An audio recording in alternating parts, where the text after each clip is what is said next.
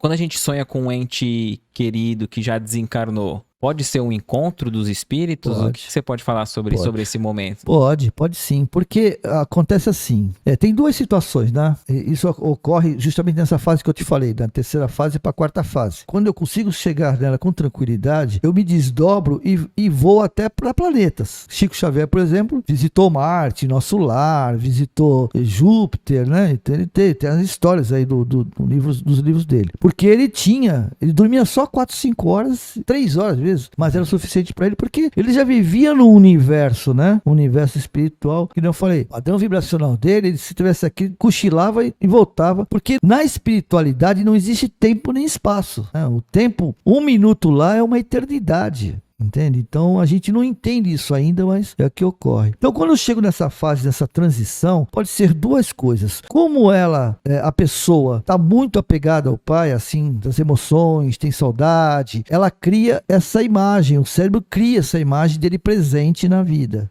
Né? É a imagem. Mas, normalmente, isso eu estou dando só como exemplo, mas normalmente o que ocorre? Normalmente, quando nós estamos com algum problema emocional, ou com algum problema, seja ele qual for, se o pai fosse vivo e a mãe fosse viva, o que ia acontecer? Te ligar toda hora. E aí, melhorou? Né? Eu vejo por lá em casa, que tem meus filhos, tem meus netos, é só pegar uma gripezinha e ficar toda ligando. E aí, melhorou? Não sei o quê, como é que ele tá? Precisa de alguma coisa? Estamos aí. É a mesma coisa. Porém, nós temos que entender o seguinte, vai depender da condição também dele. Eu costumo exemplificar o livro Nosso Lar, porque quase todo mundo já viu, né, o filme e já leu o livro. Se não leu o livro, acabou assistindo o filme, né? O filme, então é uma coisa que fica, até para os que não são da doutrina, mas são simpatizantes, é uma informação. Mesmo se não viu, fica a sugestão para assistir, né? E eu aconselho ler o livro, que o livro é sensacional, né? Agora, nós damos um exemplo de André Luiz, que ele queria ver a família e ficou 1 ano e meio pedindo para ver e não deixava. Ele não entendia por que não podia, né? E depois de 1 ano e meio, quando aproximadamente 1 ano e 8 meses, aí o Clarencio, né, que o acompanhava, junto com o ministro, né, que autorizou, aí ele falou que podia, que ia fazer uma viagem à Terra e que ele podia vir, né? Ele ficou feliz. E ele falou assim, olha, que eles fazem, agora você está por tua conta essa semana, veja lá o que você vai fazer.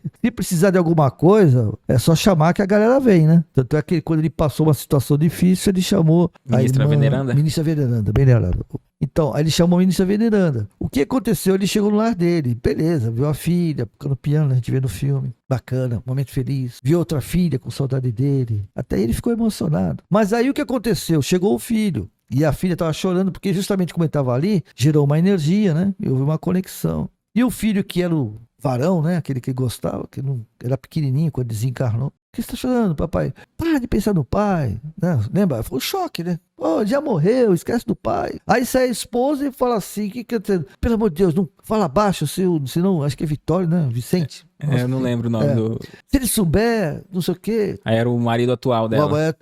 Aí o cara ficou, imagina, como assim, que é esse cara? Né? Aí saiu o médico, né? Ele tá atendendo. Então, veja bem, ele se preparou, André Luiz, que era o cara esclarecido, foi para o nosso lar, e mesmo assim foi um choque para ele. No começo, ele ficou revoltado e tal, depois, né, ele pediu auxílio da Veneranda, que veio, auxiliou, magnetizou ele e tal. Deu uma acalmada nele, aí ele fez o papel dele, se libertou daquele sentimento de posse, né, que a gente tem, que a gente fala que ama as pessoas, mas se você vê, é muito difícil quem ama, por exemplo, ele dizia que amava a família, mas quem ama quer ver feliz. Então, quem ama sofre pela teórica perda, porém fica feliz pelo outro estar feliz, né? É muito difícil isso, né? E acho que a gente é um exemplo que nos convida a se colocar no lugar, né? Será que nós, vivenciando uma experiência dessa, de ver, né, de uma pessoa que a gente diz amar, né, mas com outra pessoa.